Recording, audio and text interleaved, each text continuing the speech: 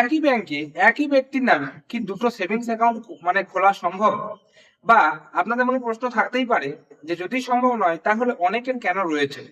এই সবকিছু আজকের এই ভিডিওতে আলোচনা করব, ডিটেলস আলোচনা করব। তাই বিস্তারিত জানতে অবশ্যই কিন্তু ভিডিওটি শেষ পর্যন্ত দেখবেন। পুরো বিষয়টা এখানে আলোচনা করব, এটা কিন্তু আপনাদেরই কাজে লাগবে। তো নমস্কার, আমি জয়ন্ত দাস, আপনারা দেখছেন ডিজিটাল বাংলা চ্যানেল। প্রথমেই বলে রাখি যে আরবিআই এর নিয়ম অনুযায়ী আপনারা প্রত্যেকে জানেন যে যত দিন যাচ্ছে তত নতুন নতুন নিয়ম আমাদের আসে এবং সেই নিয়মগুলো আমরা আমাদেরকে মেনে চলতে হয়, ঠিক আছে।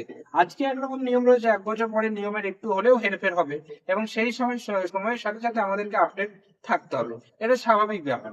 আরবিআই এর নিয়ম অনুযায়ী যদি আপনার ব্যাংকে, মনে করুন আপনার এসবিআই ব্যাংকে অ্যাকাউন্ট রয়েছে, হতে পারে পিএনবি ব্যাংকে অ্যাকাউন্ট রয়েছে, যে কোনো ব্যাংক, ভারতে যত ব্যাংক থাকুক না কেন, যে কোনো ব্যাংকে, আমি উদাহরণস্বরূপ বলে দিলাম আমার স্টেট ব্যাংকে অ্যাকাউন্ট রয়েছে, ঠিক আছে। তো এই স্টেট ব্যাংকে আমার কি একসাথে দুটো সেভিংস অ্যাকাউন্ট খুলতে পারবো? তো এর উত্তর হবে না।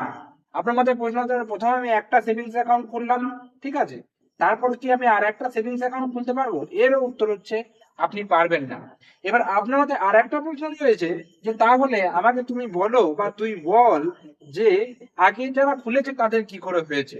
এইগুলো আমাদের আলোচ্য বিষয়। প্রথমে আপনাদেরকে বলে দিলাম যে আরবিআই নিয়ম অনুযায়ী এখনকার সময়ে, অর্থাৎ এই বর্তমান সময়ে, আপনি একই ব্যাংকে, ঠিক আছে, এক ব্যক্তির নামে দুটো জেনারেল সেভিংস অ্যাকাউন্ট বা রেগুলার সেভিংস অ্যাকাউন্ট আপনি কিন্তু খুলতে পারবেন না। এইবার এবার আগে যাদের হয়েছে সেই বিষয়ে পরে তুলছি, কেন পারবেন না সেটা একটু বলে দিই, সেটা কিন্তু আপনার জানা উচিত। আপনাদের যে পাসবইটা রয়েছে মানে সেভিংস অ্যাকাউন্টের, আপনারা পাসবইটা একটু হাতে নেবেন। সেখানে অনেক কিছু দেখতে পারবেন, অ্যাকাউন্ট নাম্বার দেখতে পারবেন, ওপরে ব্রাঞ্চ কোড, ব্রাঞ্চ নেম, হ্যাঁ, তারপরে হচ্ছে এমআইসিআর কোড বা এমসিআইআর কোড, কিছু একটা, আমার যাই হোক এখন মনে পড়ছে না, ওটা দেখবেন। তারপর দেখবেন আপনার সিআইএফ নাম্বার থাকে, হ্যাঁ, এই সমস্ত অনেক কিছু থাকে। এই যে সিআইএফ নাম্বার, এইটা হচ্ছে মেন। সিআইএফ নাম্বারটা কি জানেন? সিআইএফ নাম্বার হচ্ছে কাস্টমার ইনফরমেশন ফাইল, যেটা ব্যাংকের কাছে থাকে, মানে আপনার অ্যাকাউন্ট আপনার কাছে থাকবে, কিন্তু এই সিআইএফ নাম্বার হচ্ছে ব্যাংক আপনাকে এই নাম্বার দিয়ে চেনে। অর্থাৎ আপনার যেমন একটা নাম রয়েছে, আমার নাম যেমন জয়ন্ত, এই ফুলডাঙ্গা পাবলিকে আমাকে জয়ন্ত বলে চেনে, ঠিক সেই রকম ব্যাংক আপনাকে কিভাবে চেনে? এই সিআইএফ নাম্বার দিয়ে, ঠিক আছে। এই নাম্বার দিয়ে ব্যাংক আপনাকে চেনে এবং আপনার সমস্ত ডিটেলস ব্যাংক কিন্তু পেয়ে যায়।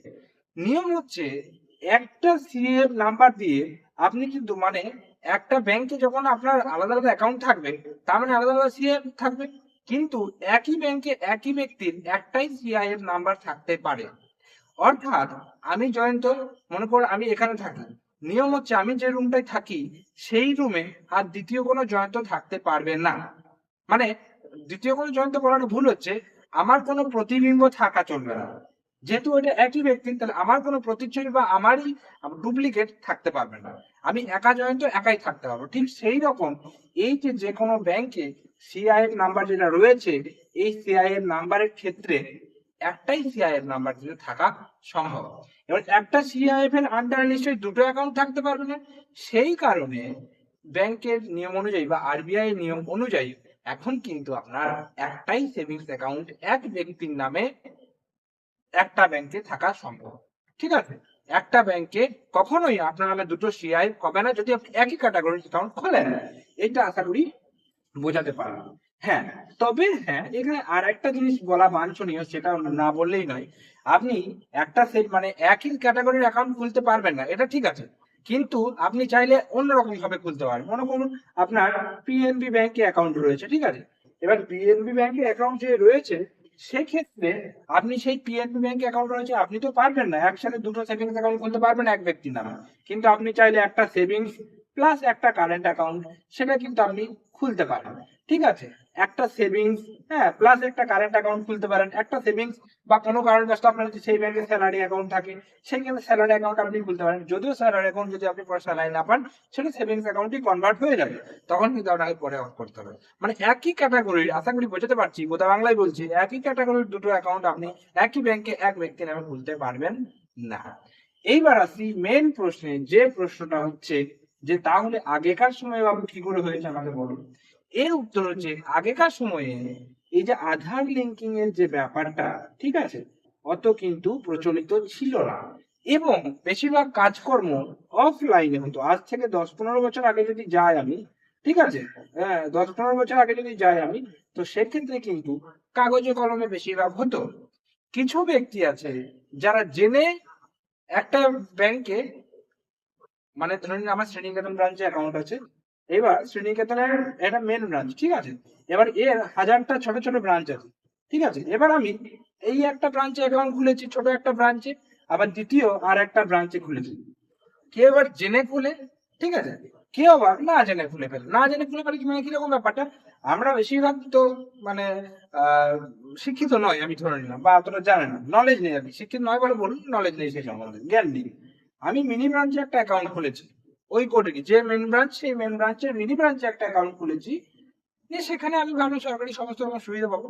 নিয়ে পরে জানতে পারলাম যে সরকারি সুবিধা পাবো না, আমার মেন ব্রাঞ্চে হলে বেশি সুবিধা পাওয়া যায়।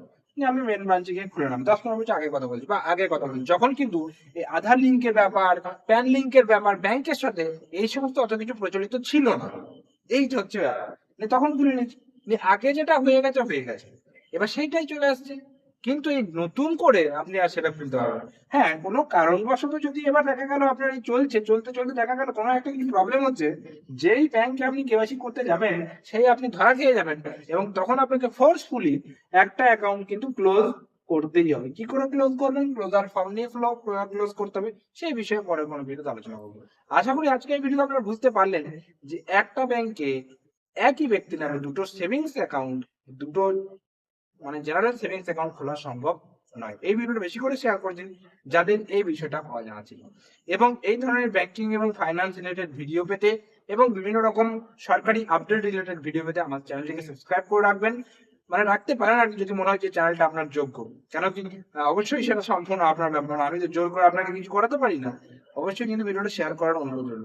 তো দেখা হচ্ছে পরের কোনো ভিডিওতে, ততক্ষণ পর্যন্ত প্রত্যেকে সুস্থ থাকুন, ভালো থাকবেন, টাটা এবং ধন্যবাদ সকলকে।